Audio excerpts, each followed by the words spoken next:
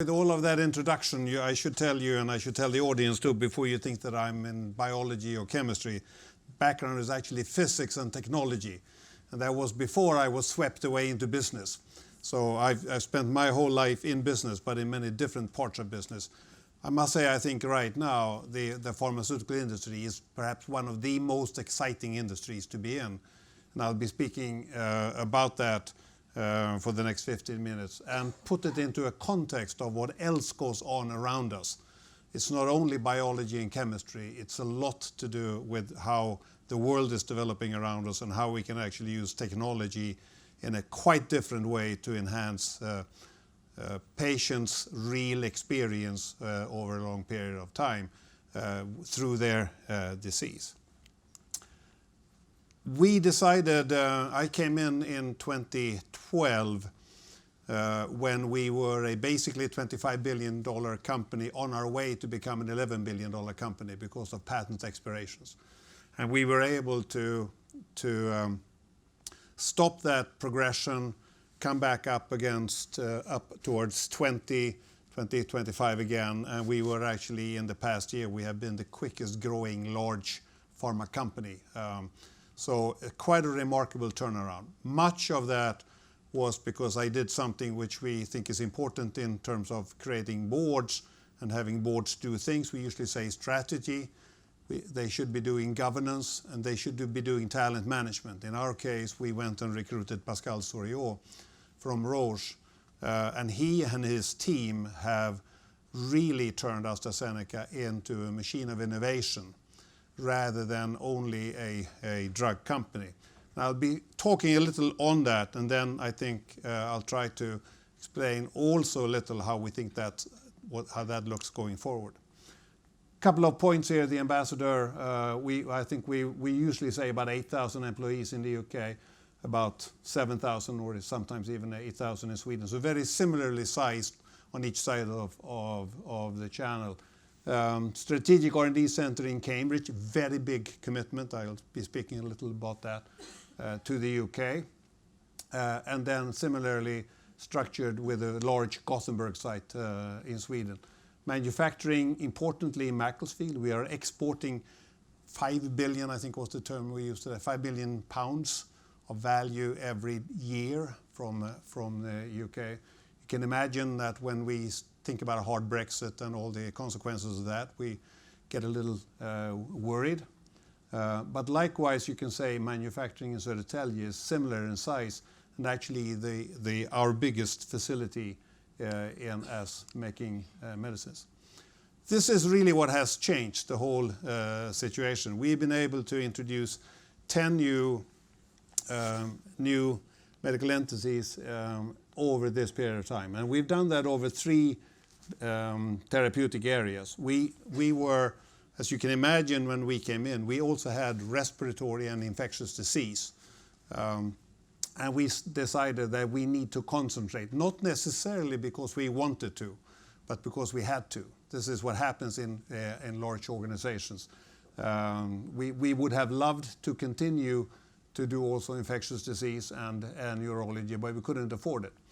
When we did this, we actually came in, the first day that Pascal arrived at work, we canceled a $4.5 billion buyback program of shares that AstraZeneca was acquiring from its shareholders. And we said, we introduced an absolute innovation in the British language in saying that we should be holding on to a progressive dividend. Progressive dividend we then defined as being stable or increasing. And we have kept it stable. So if you think about what shareholders did with us here, they actually said, we are betting on this new board and the new management that they know better how to spend $4.5 billion per year in terms of buyback programs. And by the way, we will sit there for actually, as it is now, almost 9 years with a progressive dividend, meaning no dividend increases. Everyone said share price would go down and tank terribly when we did that. Actually went up. So it tells you a little, I think, to Ross's perception here on what happens in the capital market industry when there is trust in the team and you're able to communicate what it is that you want to do. Quite different from just a all of the mechanical calculations that we can do. By the way, one consequence of being in math and having math and physics as a background is that I'm allergic to net present value calculations. So all of those of you who use those, don't show them to me. I'll tell you why they are wrong.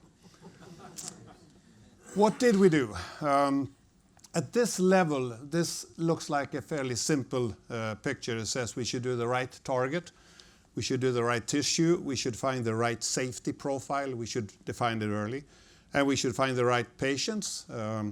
Increasingly, you can say there are technologies and data that makes this more and more viable and more easy. And then obviously, and this is often misunderstood, when you have a new product that normally doesn't sell itself. It sells itself because you know how to go to market and find its way out. So at this point of level, it sounds like, well, you know, why don't we all do this? I can tell you this has been a cultural evolution of orders of magnitude to be able to really have the structure and discipline and at each product, each target, go through the discipline of what this scheme means has meant that we have improved productivity very dramatically. And again, if you look at it at this level, it looks like, you know, why don't we all do that? And then you come into what has it meant in the term of how you're actually working in Cambridge or in Gothenburg or in the US or now increasingly in China. That's a remarkable change. If you look at what we have done, we have actually fourfolded success rates since 2012. We've done that. Some industry, as you can see, have helped us, and we were commenting a little on that before. We have waves of science that helps us. I was with Bristol Myers Squibb before I joined AstraZeneca for almost 14 years, and we had trusts there of number of new medicines being approved for scientific reasons, sometimes for internal industry reasons, but often for scientific reasons.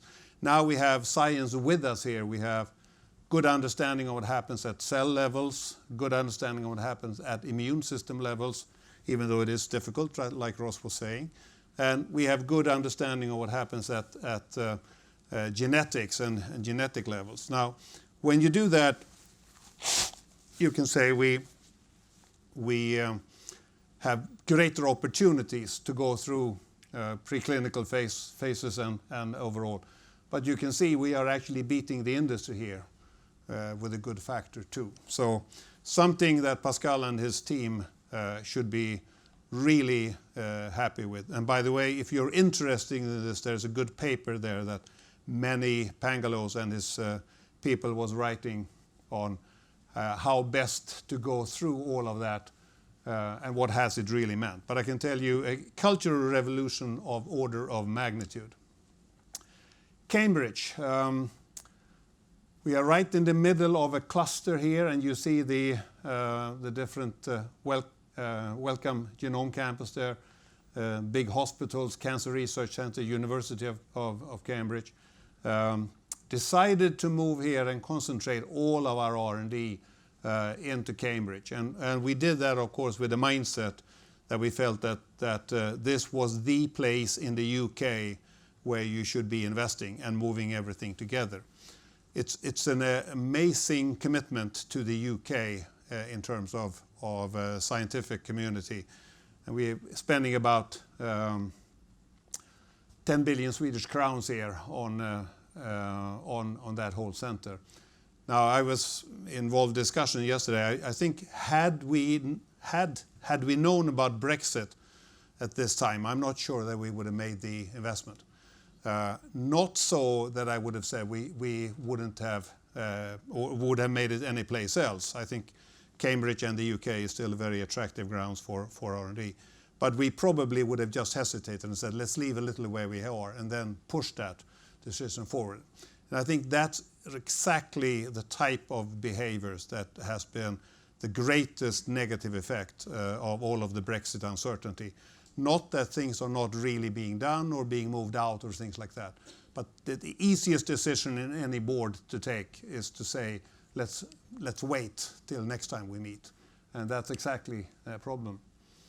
Gothenburg, since we are in Swedish Chamber of Commerce here, Gothenburg, very similar site.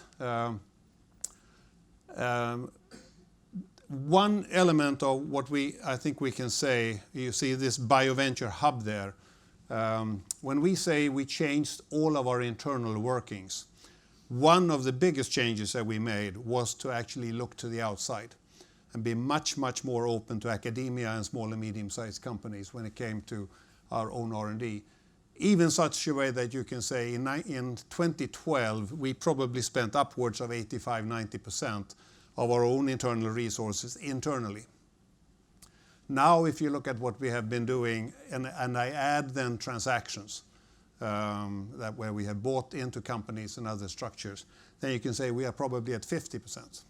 So very dramatic, and you're talking tens of billions of dollars meanwhile. So very big changes. And of course that breeds a much different view on how to actually run a large pharmaceutical company when you're dealing like we do in the BioVenture hub in Gothenburg here with 35, 40 new and small and medium-sized companies on our grounds to create a campus-like structure. This is actually the new campus that we are building.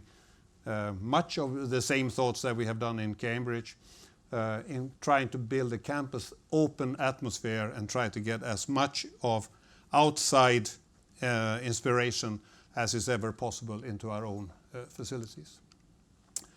This is illustrative. My people on the investor relations would be saying that we started in 2018, end of 2018, to starting to grow, and obviously if you draw the lines here, as the market does, our share price is now up to 73, I think today. You remember we said no to Pfizer at 55, and when we started we were at 28.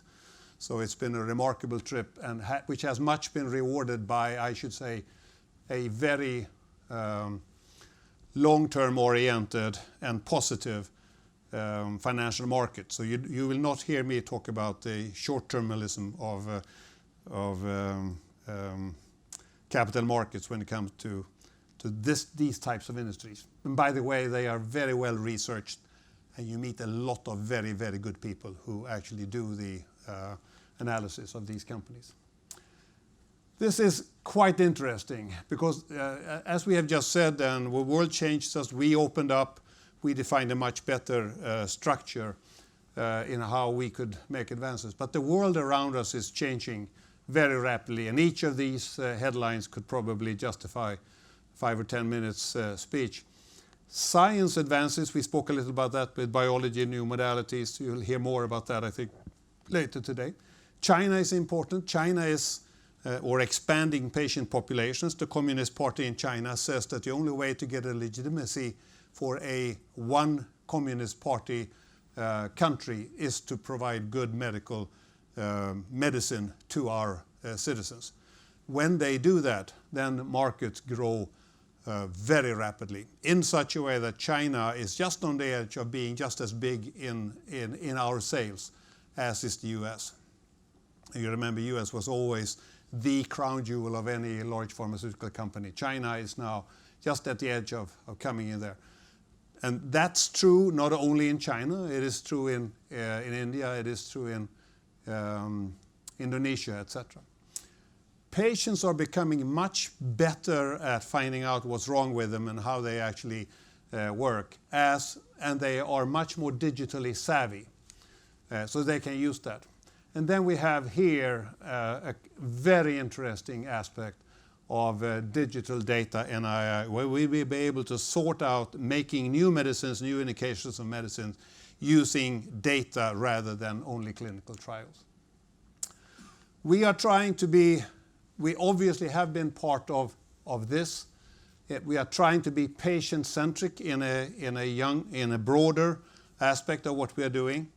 And that takes us through a dialogue with many healthcare centers and payers in different countries, all the way through prevention and awareness, and obviously into wellness there. From a healthcare sector point of view, probably the most important slide to live up to. We sometimes are frustrated that we are seen only as the provider of medicine in that, and we would like to spread our grasp and our ability to interact with and help many different countries in how to build a good healthcare sector, patient-centric, cost-effective, but above all, making sure that we can do that to the betterment of people with serious disease, patients with serious disease.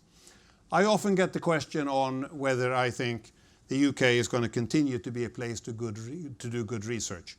The answer is yes. If you look at the number of Nobel Prizes having been awarded, this is Sir Lord Rayleigh. I actually said I am convinced you will need more than a Brexit to stop that scientific momentum. It came out in the final end as I hope that that will be the case. But I genuinely hope that, and I expect that also. So let's continue to look at the UK as a very exciting place to do medical research and run pharmaceutical companies from. Thank you. Thank you very much, Leif.